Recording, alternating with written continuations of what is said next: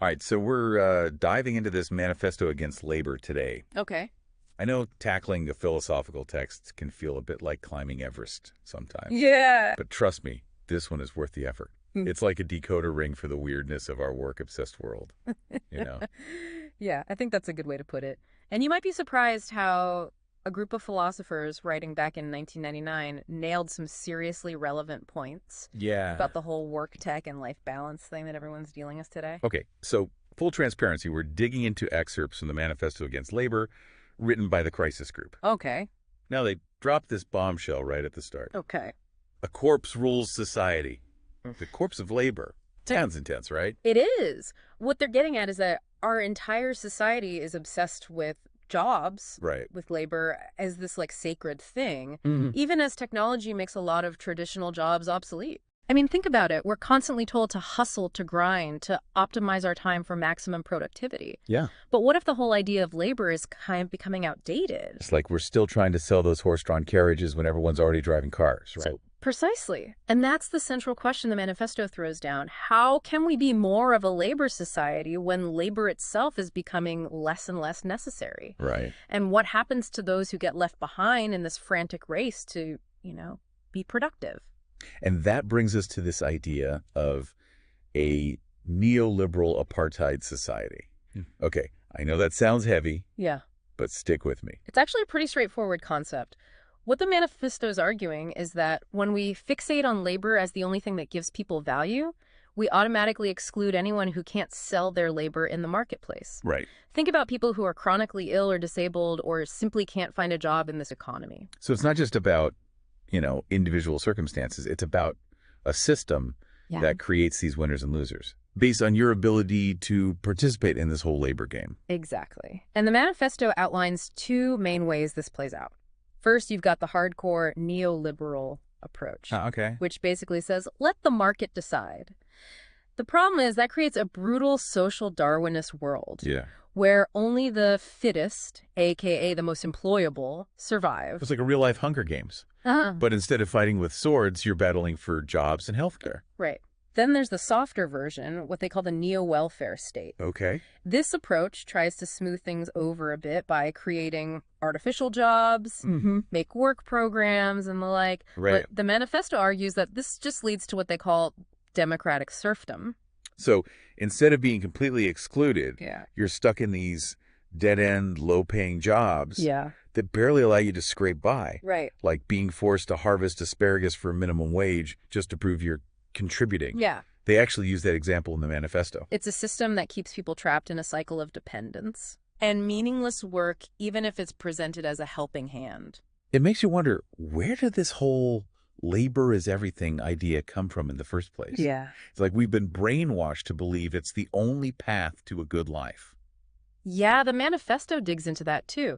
They trace this obsession with labor back centuries, arguing that it's morphed into a kind of secular religion Wow. that infects all political ideologies. Okay. They pull some pretty wild examples to prove their point. Yeah. They mentioned the International Socialist Anthem with its line about pushing the idler aside. Right. Then there's the infamous Arbeit macht frei, work sets you free, inscription over the gates of Auschwitz. Exactly. And it's not just totalitarian regimes. Right. They even point to the Bavarian Constitution, which specifically enshrines the protection of labor. So this idea that work is the ultimate good, that it defines your worth as a human being, has been around for a long time, regardless of whether you're on the left or the right. It's become a dogma. And the crazy part is this whole idea of labor as the source of all value is becoming increasingly absurd as technology advances. Right. I mean, we're entering a world where machines can do more and more of the jobs humans used to do. Right. So what happens to our value then? Right. It's like we're clinging to an outdated operating system. Exactly. And that leads to another key point the manifesto makes. Labor isn't just about humans interacting with nature or creating things. Okay, so what's the difference? I mean, I'm interacting with my laptop right now, trying to understand this manifesto. Is that labor? It's a good question. The manifesto defines labor as this abstract, system-driven activity that's all about squeezing out profit above all else. Okay. Even time itself becomes a commodity. Yeah. The whole time is money mantra. So it's not just that you're working. It's about why you're working, and WHO benefits from your work. Precisely. It's about being a cog in this giant profit-making machine. Precisely. And here's where the manifesto gets even more radical. They argue that labor and capital aren't really opposing forces. Wait, so the classic workers versus capitalists battle? Yeah. It's all a bit of a smokescreen. According to the manifesto, yeah. Both labor and capital are trapped in this logic of endless growth and profit maximization. So it's not just about fighting for better wages or working conditions within the system. It's about questioning the system itself. Exactly. Instead of liberation of labor, which is what a lot of traditional leftist movements focus on, Right. the manifesto calls for liberation from labor. Whoa.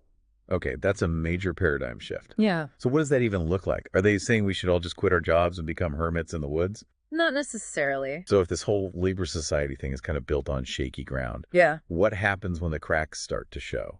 That's where the manifesto gets really interesting. Right. Because it was written just as the internet was taking off and the digital revolution was starting to reshape everything. Exactly. They saw this coming, and they argue that with the rise of microelectronics, what we might call the third industrial revolution, the labor society is hitting a wall. Okay, but we've had industrial revolutions before. Why is this one so different? Because this time technology isn't just changing how we work. Right. It's eliminating the need for work altogether Yeah. at a pace we've never seen before. Think about all the jobs that have already been automated, Right. from factory work to data entry, and it's only going to accelerate. It's like a game of musical chairs, where the music's getting faster and faster and there are fewer and fewer chairs each round. Exactly. And the manifesto uses the example of the car to illustrate this point. Okay, cars. How do cars fit into all of this? Well, the car is a perfect symbol of both the triumphs and the tragedies of the labor society. Okay. On the one hand, it represents this incredible technological innovation and mass production, Right. making something that was once a luxury good available to millions of people. It's brought us environmental destruction, urban sprawl that gobbles up natural spaces, and countless deaths on the roads. It's a powerful symbol of a system that prioritizes profit and production over human well-being and the health of the planet. So the car is like this shiny object that distracts us from the deeper problems of the labor society. Yeah. We're so focused on getting that new car, that better job, that bigger house, that we don't stop to question whether this whole system is even working anymore. Precisely. And the manifesto argues that this crisis of labor isn't just an economic problem. Yeah. It's leading to a full-blown crisis of politics. Okay, now how did we get from cars to politics? Explain that one. Well, think about it. The state, as it exists today, is completely dependent on a functioning labor system. It needs tax revenue from employed workers and profits from corporations to fund all of its programs and services. Right. It's the whole basis of how our societies are run. But as more and more people become unemployed because of automation and profits decline because there aren't enough consumers with money to buy things, The state starts to lose its grip. It becomes less able to govern effectively, to provide for its citizens, to maintain its legitimacy. so it's kind of losing its authority. Yeah. It basically turns into a glorified crisis manager trying to hold things together with duct tape and Band-Aids. And that's where we see things like the rise of social unrest, political extremism, and even violence. Right. People are looking for answers, Yeah, for someone to blame. exactly. And in a desperate attempt to keep the illusion of a functioning economy alive, the financial system goes into overdrive, Right. creating this crazy speculative bubble. Is that what the manifesto calls casino capitalism? Yes. Yeah. They describe how all these financial shenanigans, speculations, stock buybacks, mountains of debt create this fake sense of growth. Right. Even as the real economy is stagnating. It's like a giant shell game where they're moving money around, but nothing of real value is actually being created. It's like building a house of cards on a foundation of sand.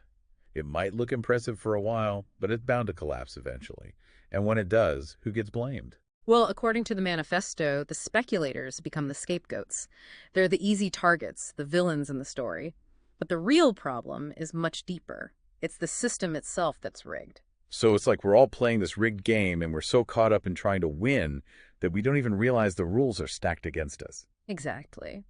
And the manifesto also critiques attempts to fix the system by simply redefining what labor means. Okay. You know, including things like unpaid work, caregiving, community service stuff that's traditionally been undervalued or ignored. But isn't that a good thing? Recognizing the value of all kinds of work? On the surface, yes. But the manifesto argues that this kind of redefinition often misses the point. How? So, I mean, shouldn't we be valuing the work that people do in their homes and communities? Absolutely. The manifesto suggests that simply expanding the definition of labor without fundamentally changing the system can backfire. They point out that calls to value housework, for example, have often been used to justify cuts to social services, pushing the burden of care onto women and further entrenching traditional gender roles. It's like saying, hey, you're doing such a great job taking care of your family and your community, but we can't afford to pay you for it. Just keep doing it for free. Okay? Exactly. It reinforces the idea that certain types of work are inherently valuable, even if they're not compensated. Right. While other types of work are only valuable if they generate profit within the capitalist system. So it's not just about expanding the definition of labor.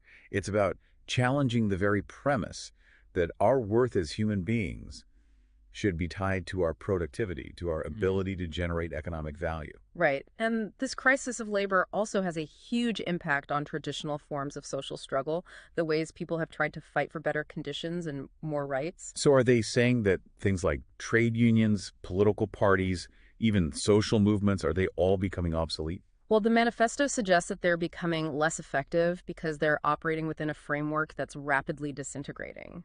It's like trying to play chess on a board where the rules keep changing and the pieces are disappearing. And they use the example of competing unions fighting over scraps while ignoring the bigger systemic problems. Exactly. It's like rearranging the deck chairs on the Titanic. Right. They're so focused on winning small victories within the system that they fail to see the iceberg looming ahead. And this leads us to another big idea that's been floating around, universal basic income. A lot of people see this as the solution to the problems of automation and mass unemployment.